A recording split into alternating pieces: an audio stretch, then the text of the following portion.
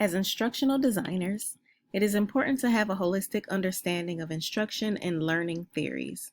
Today we're going to take a deeper look into cognitivism.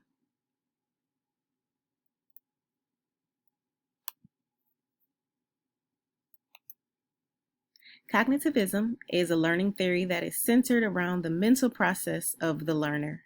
It's a learner-focused approach to learning that heavily utilizes the learner's prior knowledge. Because every learner comes to a learning opportunity with their own experiences, values, and prior knowledge, their mental process of learning includes these components. Regardless of how the information is presented, the learner's knowledge is constructed through the filter of their personal experiences.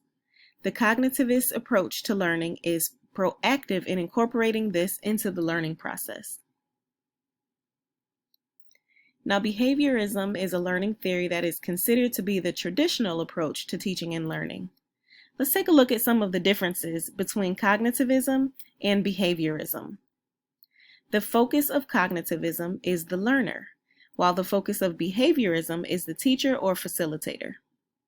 When analyzing the role of the learner, the cognitivist learner is an active participant in his or her learning, while the behaviorist learner is more passive.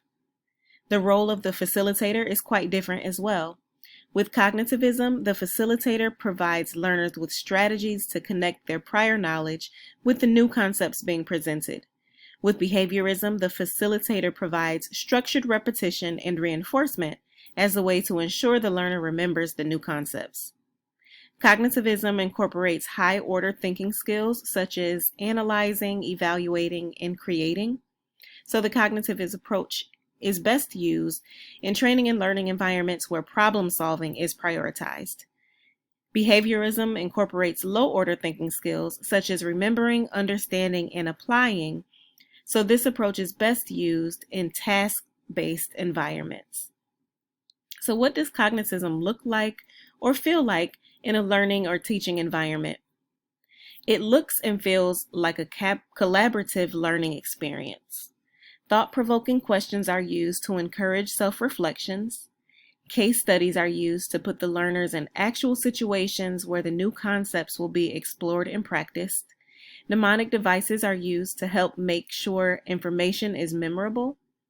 And guided debates can even be used as a way to articulate opinions and encourage engagement. As an instructional designer, it is important to have the ability to differentiate your instruction to ensure each learning participant leaves the session with the expected learning outcomes. Here are some strategies for implementing cognitivism into your practice as an instructional designer. First, you want to activate the learner's prior knowledge. You can do this by giving the participants an opportunity to reflect on something closely related to the topic of discussion, or you can have the learners complete a brain dump where they take a minute or so to write down everything they can think of that correlates to the topic.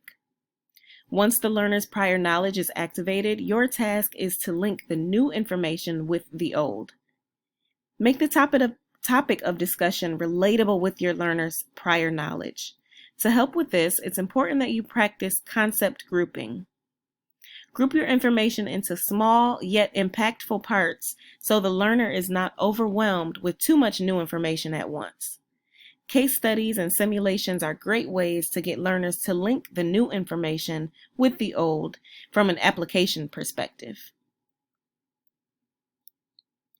Understanding that with cognitivism, the focus is more on the internal learning process than the external display of behavior.